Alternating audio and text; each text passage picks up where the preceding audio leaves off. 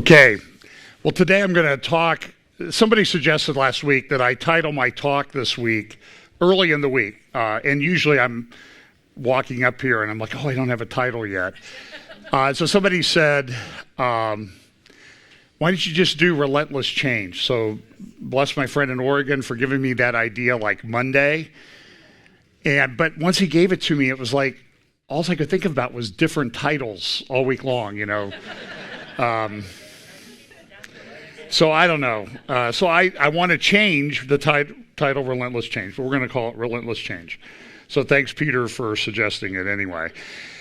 Each week we talk about these things, the converging signs, and today I want to look at some of the things that happened in Congress of the United States this week.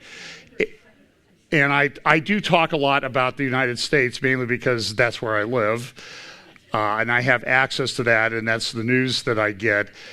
But, you know, the United States is a pretty important player on the world scene, and it does play into things in the Middle East. So we talk about this convergence all the time. So I'm going to talk a little bit about some things that happen in the United States, touch on a few things, and then talk a little bit more about the Temple Mount in Jerusalem. And then if we have time, I have a couple passages that I want to read today. So it is a very disrupted world. Now, there is a new book out. And this is pretty important because, you know, creation starts in Genesis chapter 1.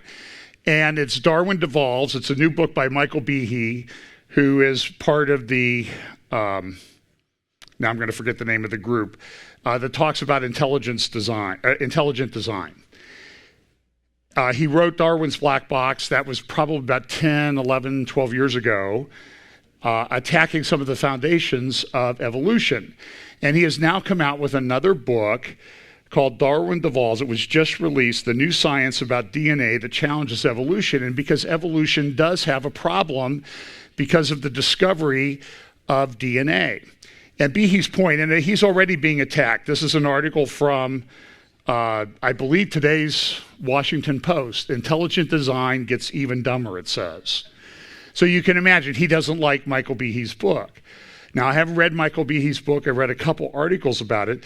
But Behe's main point is that when natural evolution, and we don't deny that there's an evolutionary process, we question whether the process results in one species changing into another.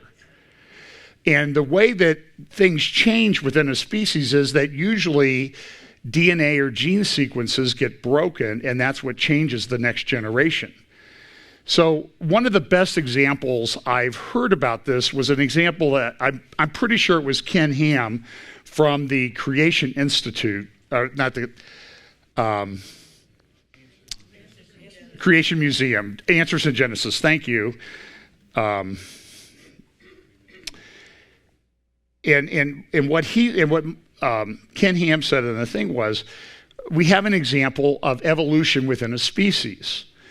And we start off with the mighty wolf. You know, they hunt in packs, they organize themselves in a social order, they're self-sustaining, they can dominate a whole region, and most dogs evolve from wolves. I think all dogs have evolved, you know, from wolves. And how you get different kinds of dogs is you essentially remove information along the lines. And the example was, and he says, eventually you remove enough information and you end up with a poodle. Now, I have some very dear friends that have poodles, and they're lovely dogs. I'm only quoting Ken Ham. So you can look him up at Answers in Genesis, and you can write your hate mail to him. And it could be, we had a dachshund, you could put a dachshund up there, okay? But the poodle, I think, makes the point. And so that's what Behe's point was. If you just continue to remove information or rearrange it, but you still have the same species, you don't have a different kind. You have a pretty different animal, but and Bob down in Atlanta, I know you have a poodle, a wonderful dog, and I'm not talking to you. Like I said, I'm only quoting Ken Ham. Last week I talked a little bit about, and so just not to offend him, I will remove We'll focus on the mighty wolf and Last week I talked about the mark of the beast. Now look, I'm concerned about technology and where it's going. And eventually there will be this thing that's the mark of the beast. And I'm concerned, I said I focus more on the spiritual aspect of it, because there is a spiritual aspect to it. But I did run across a little clip from an executive or partner at Goldman Sachs talking about the evolution of technology. And I think this is important. And I think this is something that we should all be concerned and extremely careful about. Here it is. What is the amount of time between, I right now carry an iPhone, credit card, driver's license, I have a passport. When am I going to be traveling with just my lipstick? So I don't know about the phone, although I think the phone will evolve. Like, I envision a day where your AirPods are talking and you're on the corner and you say, I need an Uber to go wherever. And it's voice recognition. You are you, your credit card, you are your location, you are connected. Like, is this what we're going to be doing? So your screen will be used for very different things. Mm-hmm. And so I believe that over the next 5 to 7 years, and things never happen as quickly as you think they're going to happen. So that is 60 to 84 months. You will not need your wallet and the cards in it, because they don't serve a purpose. They are not secure. They are not frictionless. And there is no guarantee that you are you. And it's interesting. And I continue to read articles this week about the social credit system that's been enacted in China. China, as you know, is persecuting the Uyghurs in Western China. They're mainly a Muslim group. China has instituted the social credit score in their major cities in China. I read this week of a famous actress in China who went to travel someplace and she couldn't travel because her social credit score is not high enough, because she had either had an association or friendship or said something about somebody who was anti-government. And now she's restricted. So this has a very bad thing. And if you wonder why China is putting in this social credit system, they're trying to build their Belt and Road Initiative to recreate the Silk Road, the Great Silk Road that went across Asia. And if you look at a map, I don't have a map, I apologize. If you look at a map, there are a number of cities, and one of the key cities in Western China is where the Uyghurs live. And so that's why, because that's such a critical link, in China's land part of the Belt and Road Initiative, they have a sea route that goes down through the South China Sea. That's why they're building those islands there. Goes up through the Suez, through the Red Sea and the Suez Canal into the Mediterranean. And it's interesting, they all kind of come right through or right by Israel, which is kind of significant too, because I don't think there was any mistake when God put the Jewish people in Israel, which is kind of the land bridge between Asia, China, and Europe, literally at what some people think is the center of the world. But China is sort of recreating that to control the world, and they have to oppress these Uyghurs. And they're doing that through some pretty concerning uses of technology. They're putting these people into re-education camps. This is what's going on. Democrats reveal vast scope of Trump inquiry. This is what we're going to live with at least through the next election. And if President Trump would be reelected and the Democrats still control the House or the Senate or both, you're going to have investigations like this for the next 6 years. So just get used to it. That's the way that it's going to be. Now, I talk a lot about the transgender thing, and in Luke chapter 17, Jesus talked about one of the characteristics of the end times would be that it would be as in the days of Lot. And we know from 2 Peter chapter 2 that Lot saw what was going on around him, and he was grieved by what he saw going on in Sodom. Now, we know that Lot was rescued from Sodom just before the judgment came. He and his daughters, his wife, looked back, and she was turned into a pillar of salt.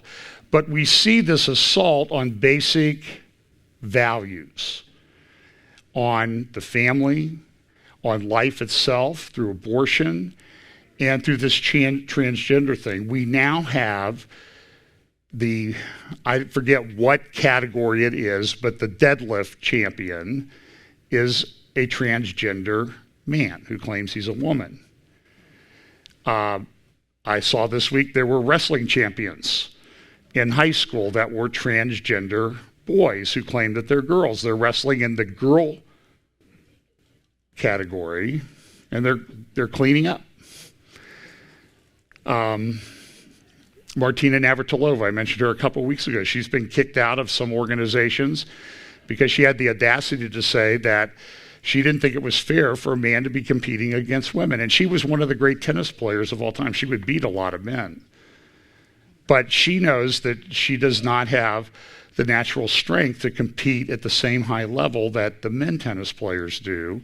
But now men are coming into women's tennis, and she speaks out against it, and she's been shut up. There was an Olympian, I think in Britain, that also spoke out about this. And there was an event at a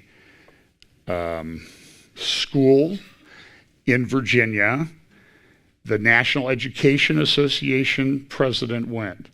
A transgender activist went with her to an elementary school to talk about transgenderism. They read a book called I Am Jazz. I've mentioned this book before. I believe there's a TV program about I Am Jazz.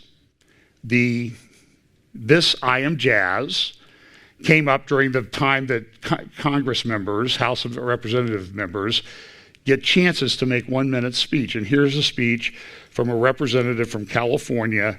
Listen to this on the floor of Congress. Thank you, Madam Speaker.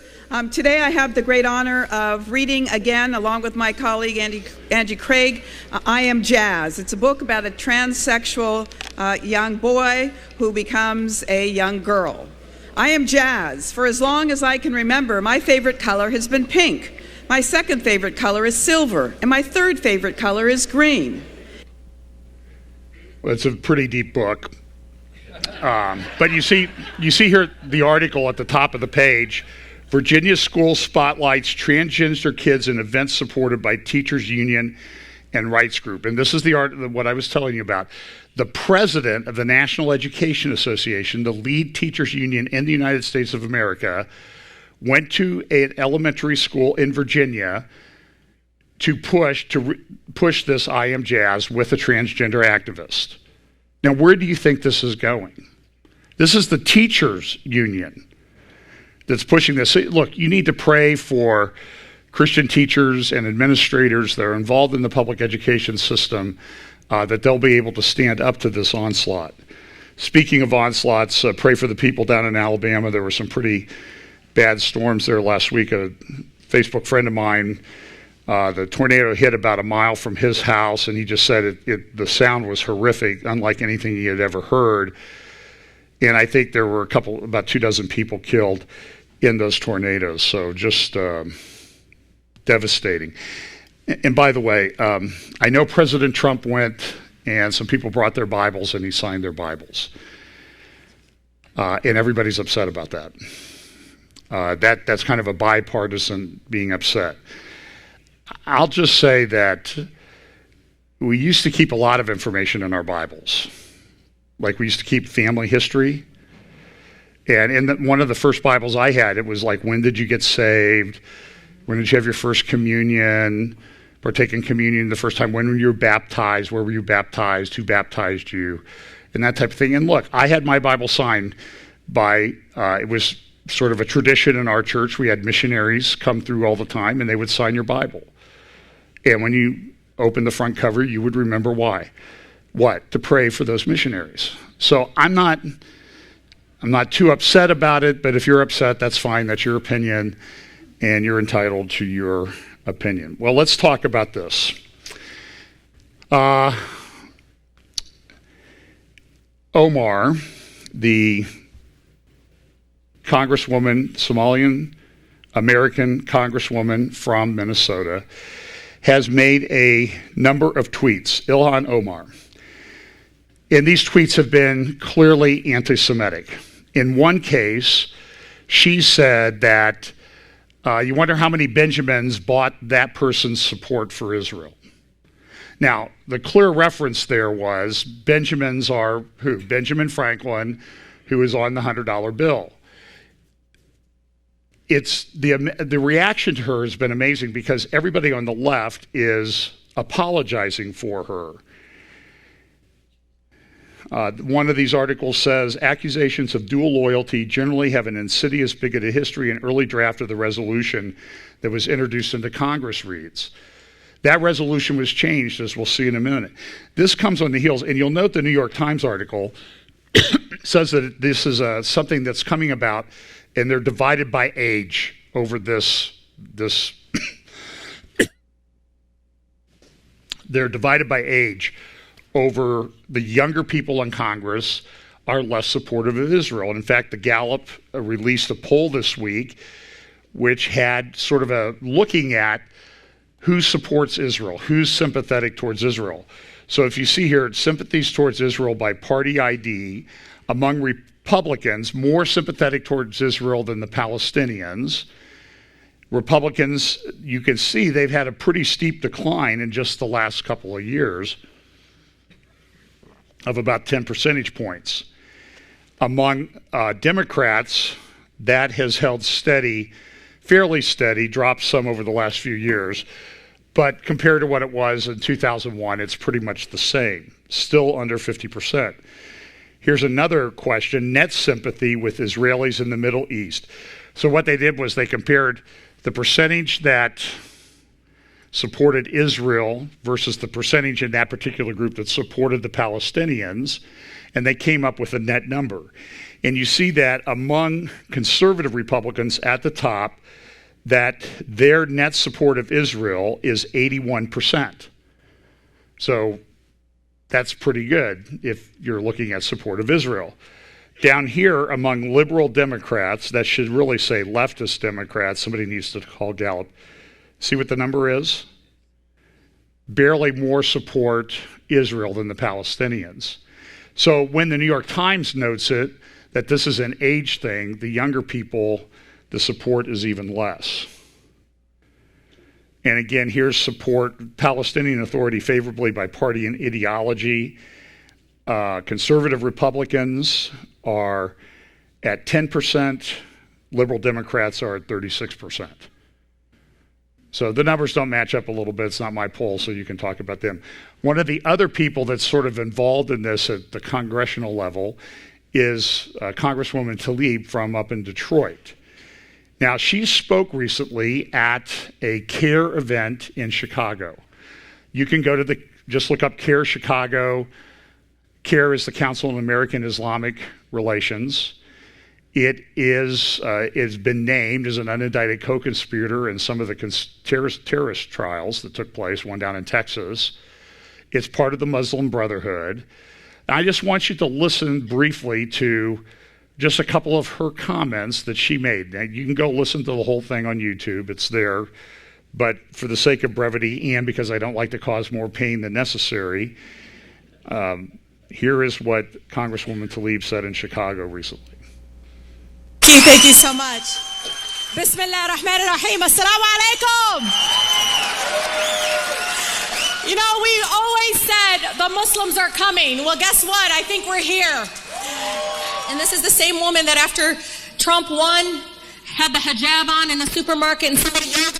Now, she's talking about her mother going to a store after Trump won. She has a hijab on, and somebody says something to her. Take it off. He won, he said, take it off. And she beautifully responded, you don't understand. Jesus was born in my country, in Palestine. MashaAllah, MashaAllah, very powerful words. You know, for the last... Well, now, look, this is what the left does, is they change things. They create a fake narrative, and then they build their politics around it.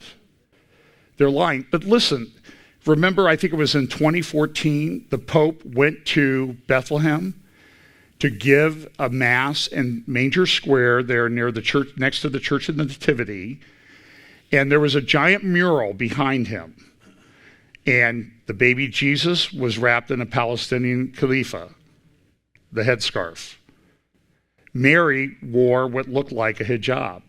The three wise men were three popes, Pope Paul VI, John Paul II, and Benedict. And I believe Joseph had the khalifa on as well. Because of the narrative, and this is what comes up at Christ at the Checkpoint Conference. I've seen it with my own eyes, I heard it with my own ears. They claim Jesus was a Palestinian refugee. They changed the narrative. This is the same Pope who, when he went to Congress and had an opportunity to address both houses, the House and the Senate, chose not to speak about Jesus, but spoke about leftists, Martin Luther King, Dorothy Day, and then he also spoke about a mystic, Merton. And these people were leftists. Dorothy Day was a leftist. That's who the Pope praised. So to say that the Pope's not involved in this is just ignoring the facts right in front of you. That's why it's troubling when I see people, major evangelical leaders from the United States and Australia, famous people, worship leaders and pastors going to Rome to be seen with the Pope. I did a whole thing, I'll reference it to you, the Streams of Ecumenism, where I detailed a lot of this from what was said at a Kenneth Copeland conference, pastor's conference with Tony Palmer, also some things with James and Betty Robeson and Beth Moore, supporting all of this, what I view as clear ecumenism, clear unbiblical ecumenism. Now, so what happens is that this narrative becomes dominant in their politics, and it governs and drives what they do, even though it's not based on any fact. It's a fantasy. Now, I did some research this week.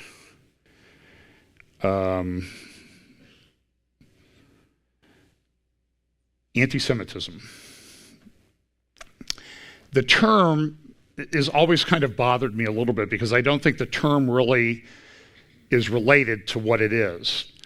So I actually did some research. This is from a recent edition of Encyclopedia Britannica, and I actually confirmed this with a couple other people, that anti-Semitism, here's what the article says, hostility toward or discrimination against Jews as a religious or racial group. That's how they define it. The term anti-Semitism was coined in 1879 by the German agitator Wilhelm Marr to designate the anti-Jewish campaigns underway in Central Europe at that time. In fact, he wrote a book called, the translation of the German title is The Way to Victory of Germanism over Judaism. What he decided was that the theological construct or difference between German Christianity and Judaism was not strong enough, so he turned it into a racial thing. But he was using the term, what he was trying to do was mask what he was really doing. He was really anti-Jewish, but he called it anti-Semitism because he thought that he would be able to get further calling it that. Now, that book was written and published in 1879. We know that it was in the 1920s that Hitler rose to power, basing in large part his socialist philosophy on anti-Judaism, anti-Jew, hatred. We know what he did. He instituted the Holocaust, one of the most horrific things that's ever been done in human history. And so the Encyclopedia Britannica article also says this: although the term now has wide currency, it is a misnomer since it implies a discrimination against all Semites.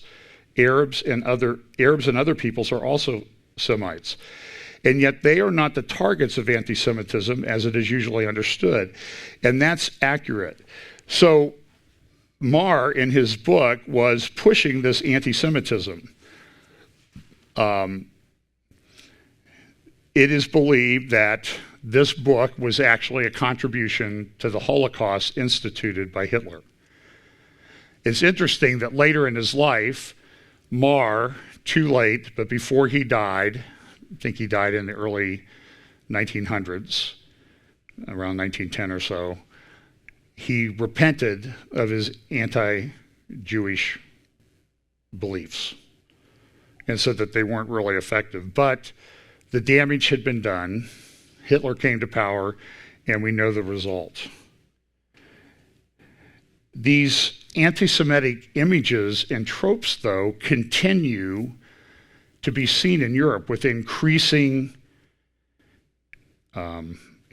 frequency. This is a video. There's no sound on this, guys, but this is a video from a Mardi Gras parade in Aalst Carnival in Belgium. And you see the stereotypes there. Now, they say, well, this is all just in good fun, and this is nothing to be worried or concerned about. But it's clear that this is becoming more and more accepted throughout Europe. And with the people that have been elected to Congress, I'm afraid that it's coming here to the United States.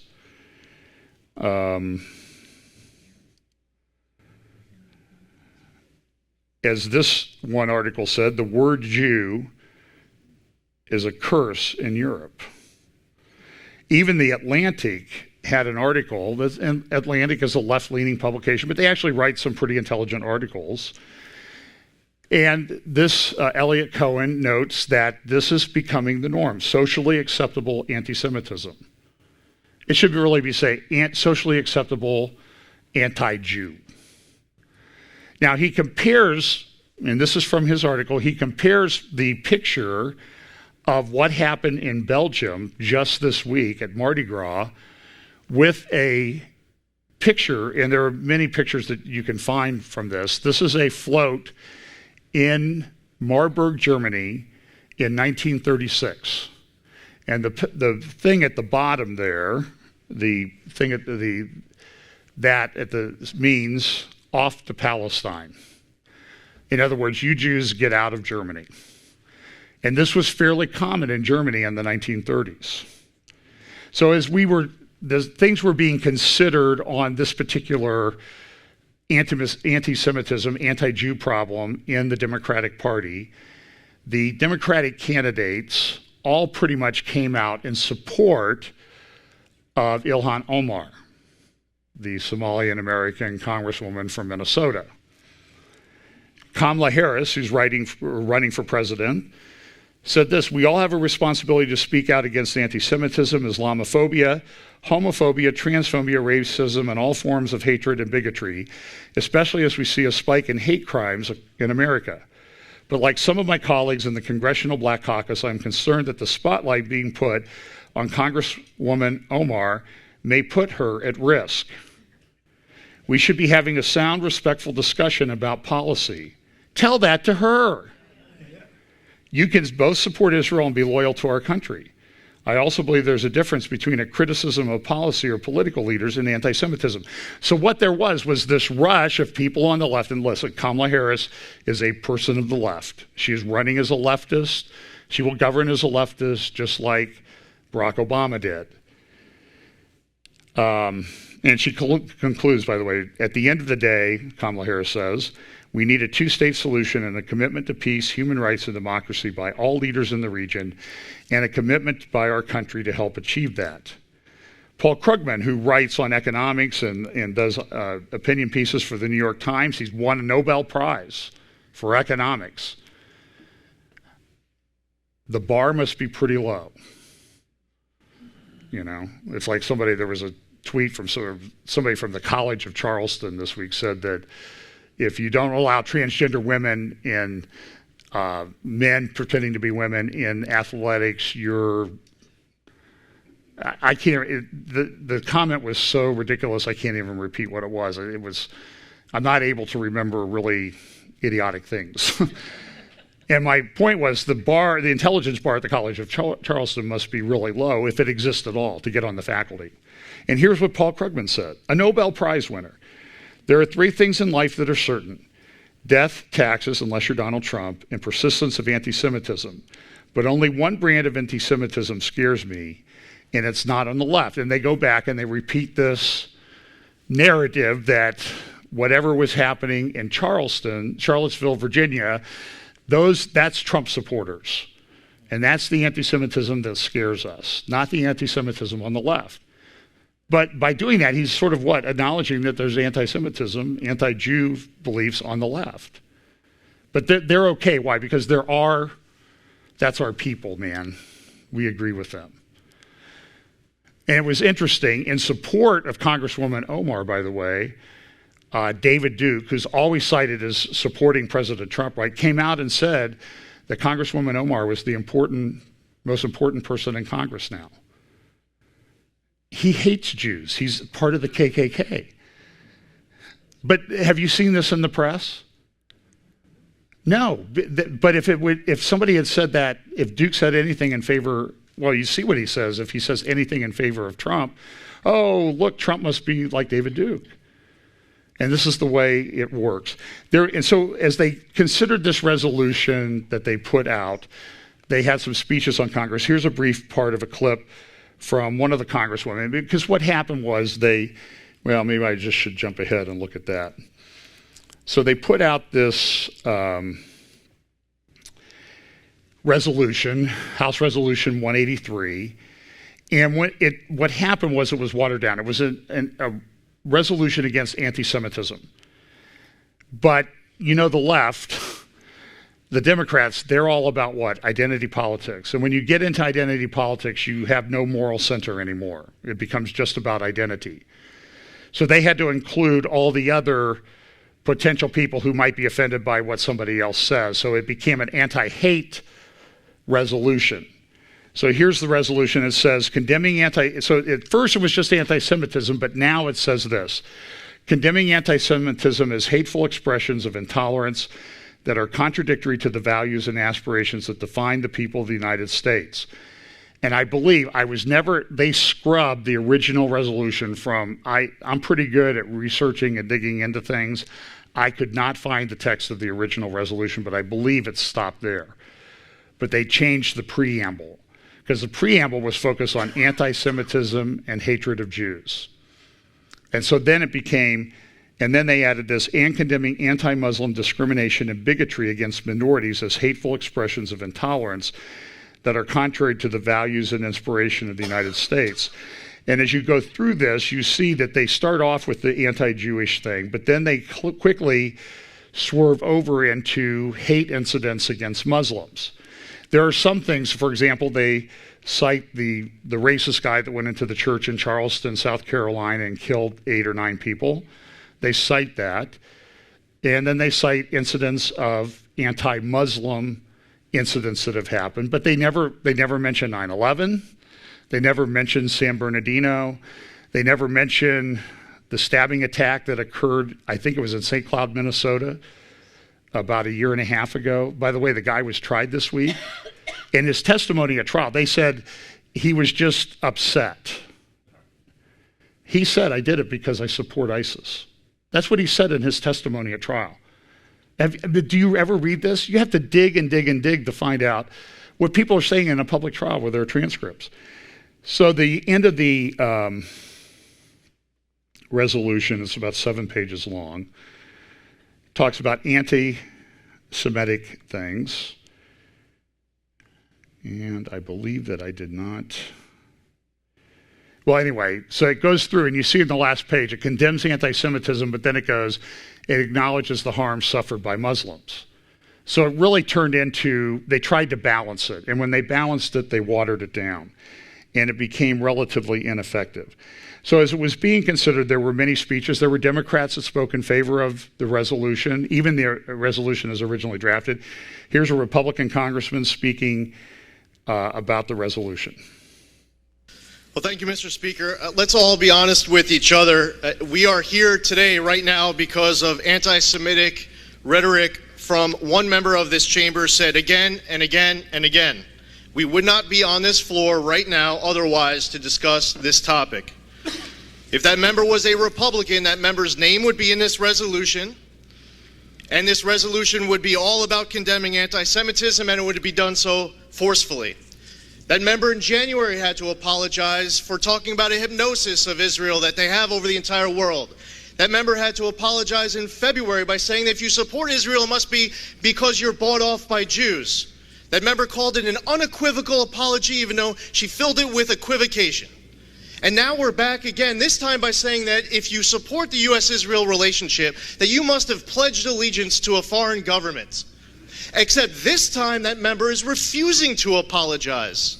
Even if you gave that member every benefit of the doubt that she had no idea what she was doing, why now wouldn't she be apologizing? Why would she be more emboldened to refuse an apology altogether? I apparently am giving Rep. Omar more credit than the Speaker is, because I don't believe she is naive. I believe that she knows exactly what she's doing. Now, what he's referencing is Nancy Pelosi came out, and I'm honoring a request that I not play Nancy Pelosi unless it's absolutely necessary. So I do listen to people, but you don't control me. And, but Nancy Pelosi came out and she said, well, you know, and there was a congresswoman from, or a senator from New York. I can't remember her name. I apologize. I read a lot of things this week, by the way. She said, well, you know, she's really from a different culture. She went to the University of Minnesota and graduated with a double major, and I believe went on to graduate school. So don't tell me she doesn't understand America. She has a completely different orientation, and we know why it is, which will be left unsaid here. But Nancy Pelosi comes out and says, well, she didn't grow up speaking English, so she really doesn't understand the language. She tweeted, bought off with Benjamins. What Benjamin? She knows money. She knows enough English, Benjamin Franklin. She didn't have any trouble forming the words for that. So that's what Congressman Lee Zeldin is referencing.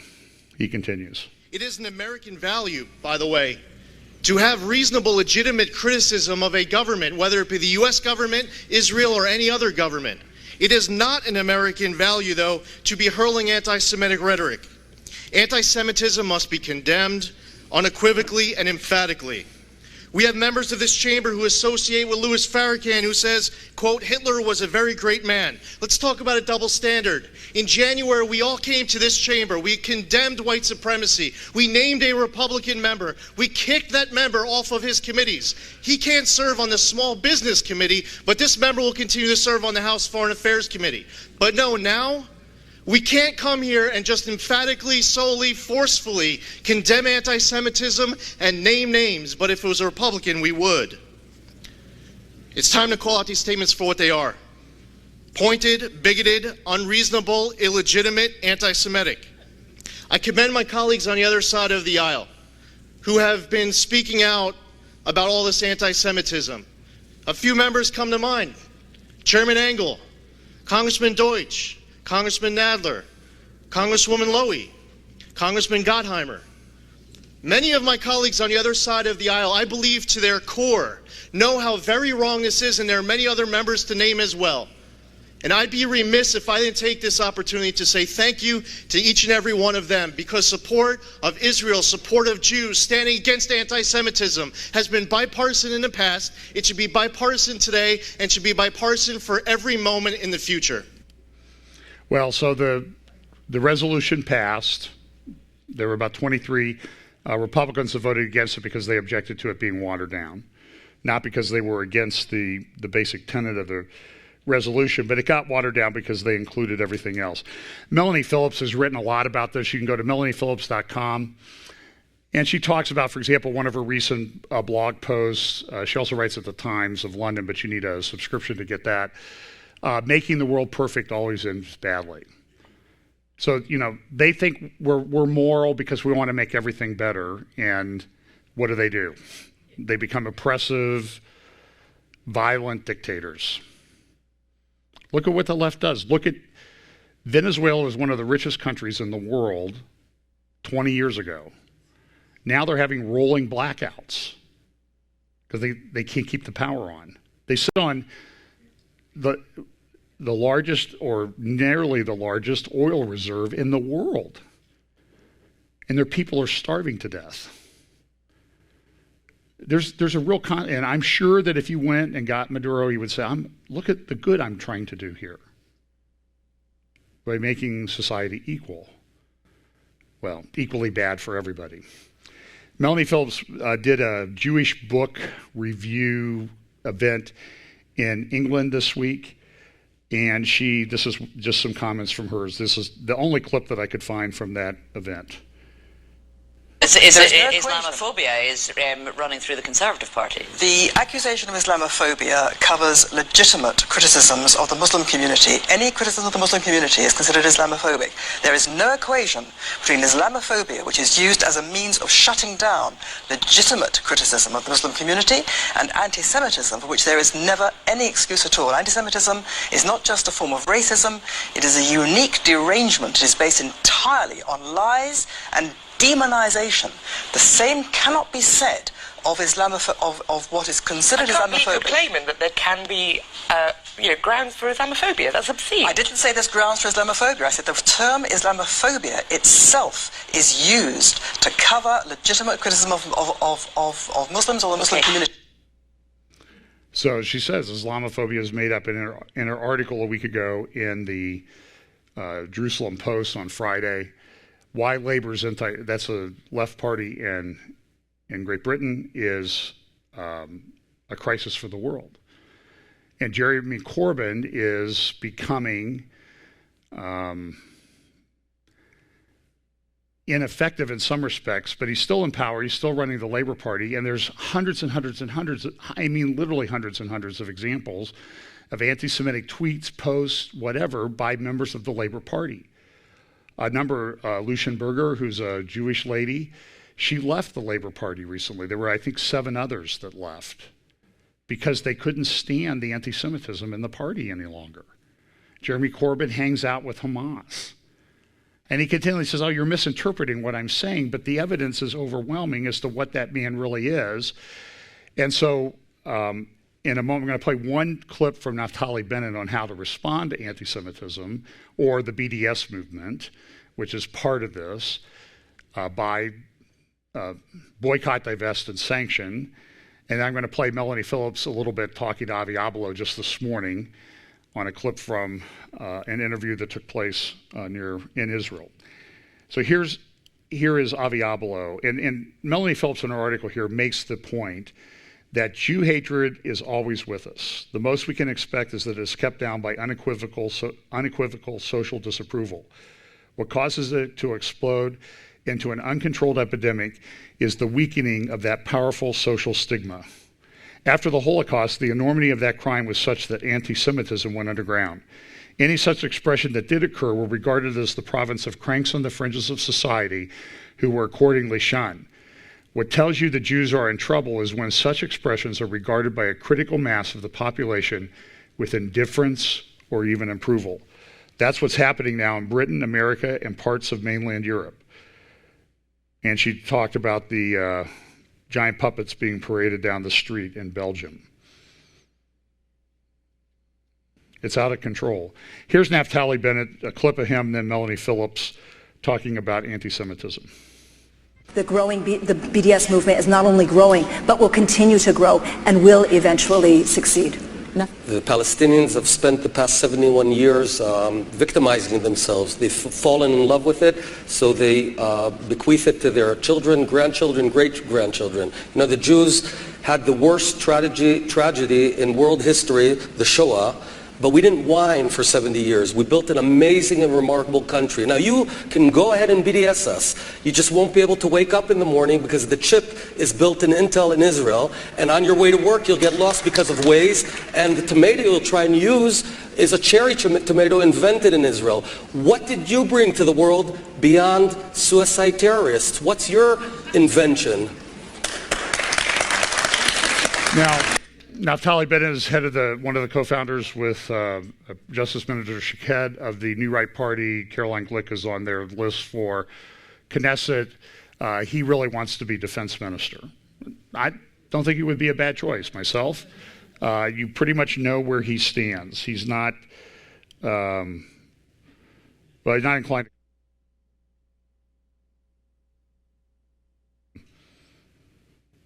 Melanie Phillips.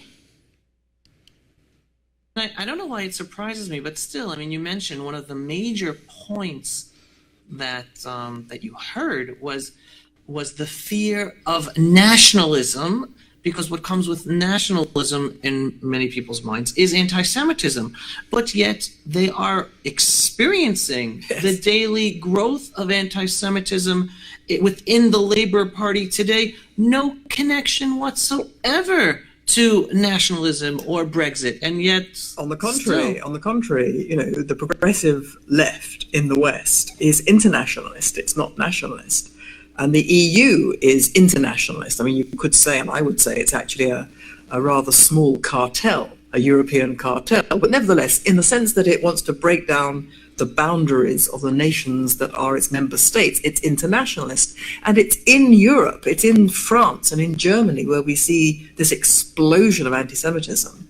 And in other countries which are so knitted into the European, the EU ideal.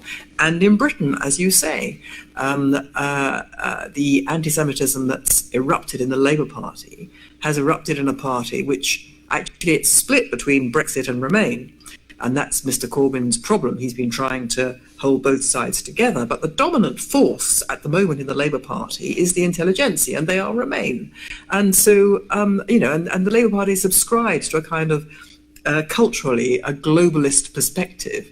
And it's under that perspective that this terrible poison of anti-Semitism has been unleashed within it. And similarly, in the United States, it's the globalist party, the Democratic Party, where this thing has exploded also. And I was just talking to a friend who actually was just in England, I forgot for what purpose, and he actually told me a difference between, and I'd love to hear your thoughts on this, feedback he got from the Jewish community in Manchester versus the Jewish community in London. Oh, yes. The feedback he got from the Jewish community in Manchester is like, they know the game is up, they have to start packing. Oh. As opposed to the Jewish community in London that they're not there yet. They're still, things aren't that bad in Britain yet. Any insight to that? Because again, I'm an outsider. I'm not familiar. Well, you know, we in London think Manchester's a foreign country, and the Manchester Jews are definitely a foreign country. They are different. The Manchester Jews, they have a different perspective from London Jews. They tend to be more religious. There are more extremely religious people in Manchester. But beyond that, I really don't know, you know, what the difference would be. I mean, this business about packing, I came to the conclusion personally many years ago that the game was up in Britain, in the sense that, not in the sense that we were going to have jackboots in the streets, in the sense that it was intolerable for me as a proud Jew to live there, because the anti-Semitism and the anti-Zionism, which was a kind of anti-Semitism, was so extreme, by which I mean it was tolerated. It had become tolerated in mainstream political and intellectual life. Well, you can find the whole article at Israel Unwired Facebook page with Avi Abelo. It's about a 35-minute interview. This kind of subtle digs at Israel kind of come up. I'm going to just play a little bit of a clip of a reporter on Fox News talking about the border situation in Gaza. And I just want you to listen to sort of how he describes each side and what's going on, and see if this is really what you would call fair and balanced. I don't think it is, but you judge. Tensions between Israel and Gaza are erupting as intelligence analysts warn that a war could break out any day. Factions inside the Gaza Strip right now are preparing for that possibility. Each week, thousands of Palestinians gather at the Israel-Gaza border to protest the Israeli blockade on the Gaza Strip. With tear gas and live ammunition, there have been also thousands of casualties since demonstrators began there nearly a year ago. Gaza is in need of consistent electricity, food, and clean water. With a median age of just 18 years old, many young people are affected. The two largest groups inside Gaza, Hamas and Islamic Jihad, tell Fox News the protests will continue for a second year in order to pressure Israel into allowing more aid to enter the Gaza Strip. If protests continue to be unsuccessful in bringing change, both groups have warned of a larger conflict. With an arsenal of rockets inside Gaza, these factions are ready for war to erupt at any moment as protests escalate. The continuous killing of Palestinian civilians by Israeli snipers on the fence. This may cause a reaction from individuals, relatives of the killed people, and this could escalate the clash and the fighting. If war does erupt inside Gaza, both the Israelis and Palestinians could see a large number of civilian casualties. This as the upcoming Israeli elections are interjecting some politics into this larger conflict. And I just think that he just kind of ignores what the reality of the situation is there. I mean, there are people, violent people, storming the border. And Israel's trying to protect itself. But listen, to a globalist mind, borders shouldn't really exist. This is what the left is trying to do. They're trying to get rid of borders in Europe and elsewhere. And if you want to protect your country, and you think your country is worth protecting, then you're the problem. You're the bigot, you're the racist, you're the homophobe, you're the Islamophobe, whatever. So I didn't think this was a very balanced report. So let's look at just... I don't know why it surprises me, but still, I mean, you mentioned... a couple other things in the Middle East, and then we'll wrap up here. This reports in a number of different newspapers this week that Assad, this is from the Wall Street Journal the other day, Assad is on the brink of victory after overseeing Syria's ruin.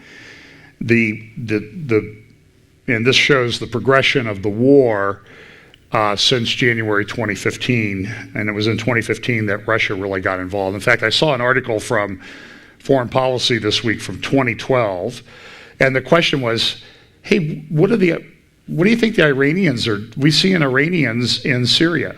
What do you think we're doing? This was about a year into the uprising in Syria that started the Syrian civil war, and it was exactly 8 years ago this week that the Syrian civil war started. Pam, you'll remember, and I'm sure Mike and Jerry Clapham will, we were on the southern shore of the Sea of Galilee one morning. We got up and it said there were riots going on in Dara, which was literally about 30 miles away from us. Now there's no way you could get in a car and drive there or get in a bus and go there because of the border situation even then. But so those things started and they've now finished, and the damage across Syria is just shocking. And I don't know how they ever rebuild those cities. It's just, the damage is just so enormous. Hamas trying to pressure Israel, and the Palestinians trying to pressure Israel in a couple ways, particularly with regard to the Temple Mount and the Golden Gate. Talk about that in just a moment. This was also some things that came out this week. Prime Minister Netanyahu at his cabinet briefing last Sunday talked about the fact that Russia now shares Israel's goal, that he went to Moscow, he met with Prime Minister Putin, or President Putin, and Putin was very accommodating to Israeli concerns about Iranian involvement in Syria. There was also an interview that Putin did, and Putin essentially came out and said the same thing, confirming what Prime Minister Netanyahu had said, that, look, we're going to try to get rid of everything, but we want to get all foreign troops out of Syria. Now, a lot of people speculate as to what caused that. I mentioned last week that I thought that the reason that this had happened was because of this meeting between Assad and Khamenei. Some things have emerged this week. Last week, at least the reports I had suggested that Assad went to see Khamenei without the approval of Putin. Putin was upset, so he's going to show the Iranians and the Syrians who is boss. It appears that this might have even been a little bit more sinister on the Iranian part. The reports I've seen here in the last couple of days is that Assad went without any bodyguards or anything. He was essentially forced to go to Tehran to meet with Khamenei and to have this hug session. And if you look at the video of the session, what you'll see is that there's no, usually when foreign leaders go to a foreign country, they have a whole contingent of people with them. Assad was there all by himself. Soleimani came, apparently they were forcing Assad to pledge loyalty to the Iranian regime. And this is important for the Iranians because Assad is really the only Arab leader that supports them in the world. Part of that is because his version of Islam that he subscribes to and that his family tribe subscribes to is sort of related to the Shia Islam that's predominant in, at least among the people in control in Iran. So that's just kind of an interesting thing. So we have this incident here about potential trouble at the Golden Gate. I just wanted to say a few more things about that. There was a lot of talk about, is there going to be riots this last Friday? They have prayers on Friday morning at the different mosques on the Temple Mount. There were a lot of people there. There were thousands of people that showed up. Here's a picture here on the left a little bit that you can see in that article. They came, it was supposed to be closed, it was ordered to be closed, but the Jordanians and the Palestinians refused to honor the court order. Just to kind of give you a little bit more detail, because I talked quite a bit about this last week, to just kind of let you know where this is going on. This is the Temple Mount, looking from the south. You see the, let me get my laser pointer here.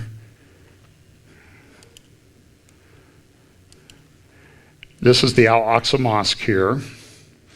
This is the Dome of the Rock. The big underground mosques, there's a couple of them. There's one underneath the Al-Aqsa Mosque, and there's one here in the southern part of the Temple Mount.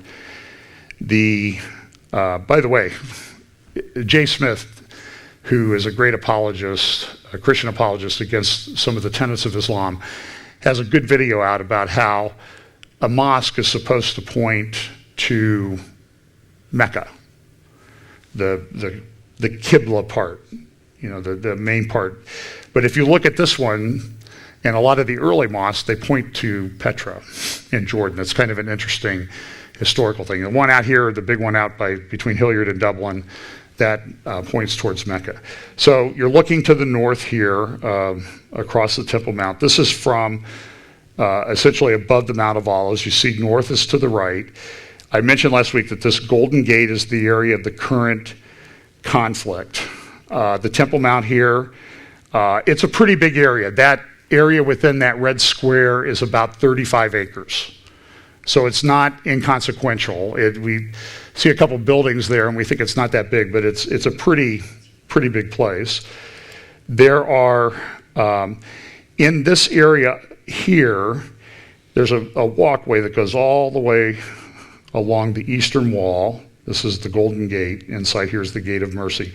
This is a Muslim cemetery, and the Palestinians have been expanding that cemetery to the south. They come in, they do it at night. The authorities come in and try to stop that expansion of the cemetery, and so there's a bit of a war going on. There's a lot of question about where is the Temple Mount going to be, or the temple that we think is coming is going to be built on the Temple Mount. There are about 5 different views. In this picture you can see 3 of them. One view is that the temple had to line up with the Golden Gate. Now some people thought that the Golden Gate was a bit to the south of where it is and it would line up with this, but the archaeological excavations have indicated that the foundations of the ancient Golden Gate, and it was that you could walk straight through that gate into the temple, into the Holy of Holies. There's a little dome right up in this area called the Dome of the Tablets. Some people think that's where one of the Temple Mount would be. Asher Kaufman is the predominant person of that view. The people in charge of the Temple Institute, so that's where that one temple would be. The Temple Institute thinks it will be at the Dome of the Rock. Tuji Segev, he did a study. He believes it's over the Al-Qas fountain. I'm trying to dig out my old teaching notes, and I don't know if I deleted that one or not. But that's one. And then there are a couple that Norma Robertson, and then a guy, a Armstrongism, Worldwide Church of God person named Ernest Martin, came out with a book in 1994. And it's become kind of a popular view that about 600 feet south of the southern end of the Temple Mount is where the temple actually stood. I personally don't agree with that view because of the aqueduct systems that come all the way in from Hebron to provide water for the temple. Remnants of those have been found, and I don't accept that view. It becomes extremely divisive. I would say that most archaeologists that I have talked to reject the Ernest Martin and Norma Robertson's view. There are some, though, that believe it. So who knows where this temple is going to be? We just know that it's coming. So in any event, this Golden Gate, if you look here, you can see where the Golden Gate is. I have an expanded view here. So here is the Golden Gate, and then this is this chamber behind the Golden Gate, and it's in this area that this dispute is going on. Now, a couple of things. Here's a view. And notice here there's what looks like a huge pile of trash. It's actually not trash. It actually might be archaeological treasures. If you go, here's a view of the outside of this gate that's been closed. Here they are praying the other day. Here is the chamber inside. This is a picture from back in the 1900s of that picture. Here's a close-up picture of that pile of trash. Actually, what those are wooden beams that were taken from the Al-Aqsa Mosque, was destroyed. The roof collapsed in an earthquake in 1927. They had a massive earthquake in Jerusalem. The roof collapsed and there were these beams. So these beams were taken, and some have been sold to antiquity dealers, some have still there.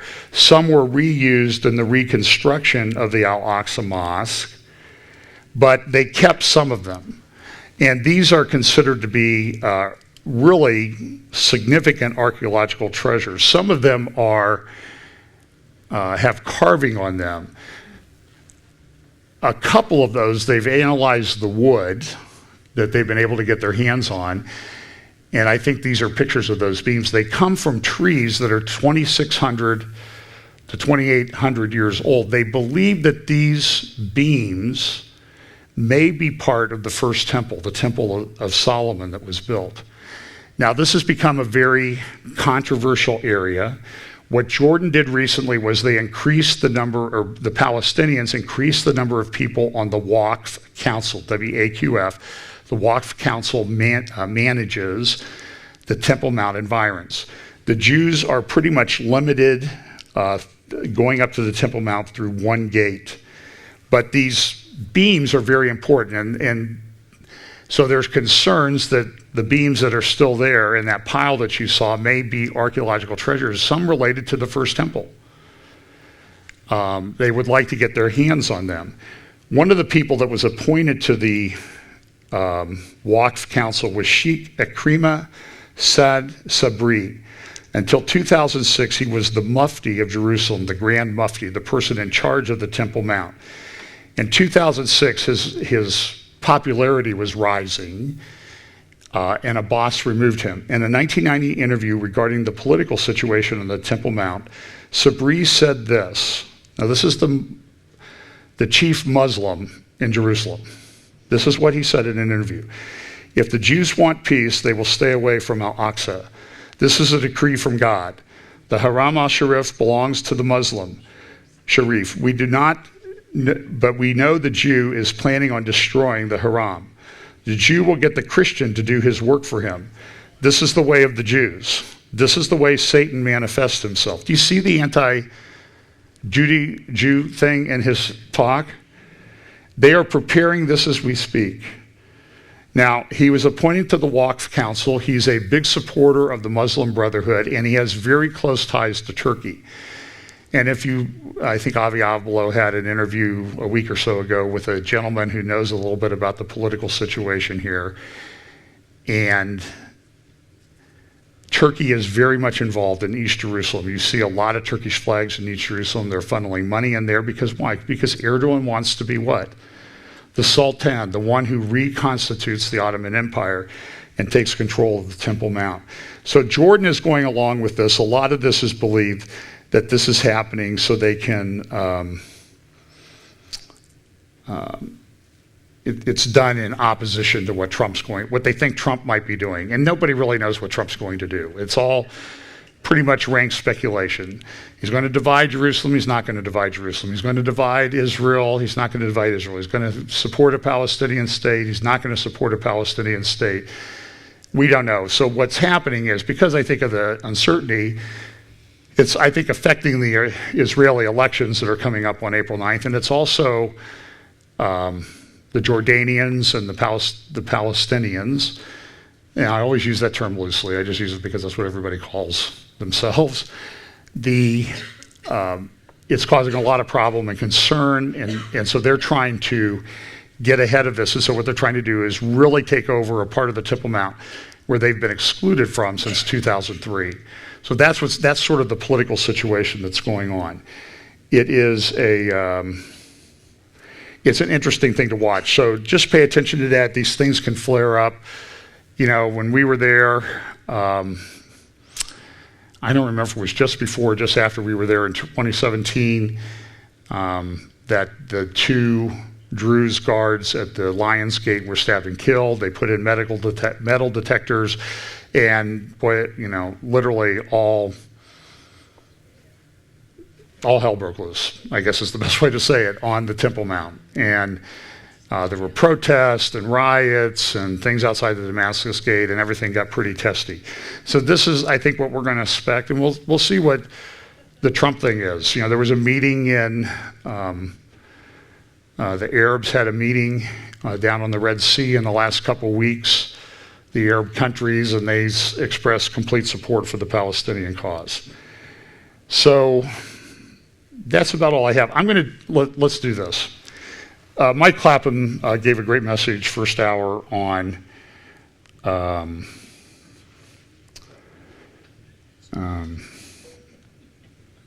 First Thessalonians chapter 4 and 5. And when he did that, I thought, oh man, I was going to read 2 Thessalonians chapter 2. Why didn't he check with me? And why, you could say, why didn't I check with him? So I'm just going to read 2 Thessalonians chapter 2, actually, that's not the right chapter. I want to read 2 Thessalonians chapter 1. There we go. You know, I listen to a lot of sermons and talks about different parts of prophecy and eschatology, and I study myself. I don't really see anyone talk about 2 Thessalonians chapter 1. Now, I know what will happen today. I'll have 20 emails. Well, here is a talk on 2 Thessalonians chapter 1. I'm just saying it's a passage that I think we always focus on 2 Thessalonians 2 because that talks about the son of perdition and revealing himself in the temple, declaring himself to be above all that is called God. But we don't really, so let's just read 2 Thessalonians chapter 1 and then we'll go home. Paul and Silvanus and Timotheus, unto the church of the Thessalonians in God our Father and the Lord Jesus Christ. Grace unto you and peace from God our Father and the Lord Jesus Christ. We are bound to thank God always for you, brethren, as it is meet, because of your faith groweth exceedingly, and the charity of every one of you toward each other aboundeth, so that we ourselves glory in you and the churches of God for your patience and faith in all your persecutions and tribulations that ye endure, which is a manifest token of the righteous judgment of God, that ye may be counted worthy of the kingdom of God, for which ye also suffer. Perhaps the message is not talked about because it talks about undergoing what? Persecution and tribulation. With this purpose, that ye may be counted worthy of the kingdom of God, for which ye also suffer. Seeing it as a righteous thing, verse 6, with God to recompense tribulation to them that trouble you. And to you who are troubled, rest with us, when the Lord shall be revealed from heaven with his mighty angels, in flaming fire, taking vengeance on them that know not God, and that obey not the gospel of our Lord Jesus Christ, who shall be punished with everlasting destruction from the presence of the Lord and from the glory of his power, when he shall come to be glorified in his saints, and to be admired in all them that believe, because our testimony among you was believed in that day.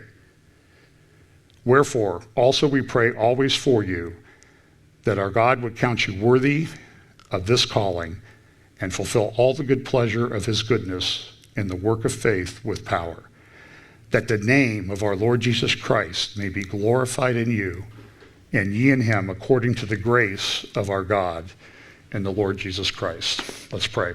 Lord, thanks so much for your word. Lord, I just pray that you'll help us to take to heart the words that we just read, that we remember that the purpose of Bible prophecy is to encourage us, to equip us, to motivate us, but most importantly, as Daniel said in his great prayer, Daniel chapter 9, that Bible prophecy, when it is fulfilled, glorifies the author and glorifies his Son, Jesus Christ. We pray that you'll help us to keep those in mind this week. Bless us in Jesus' name, amen.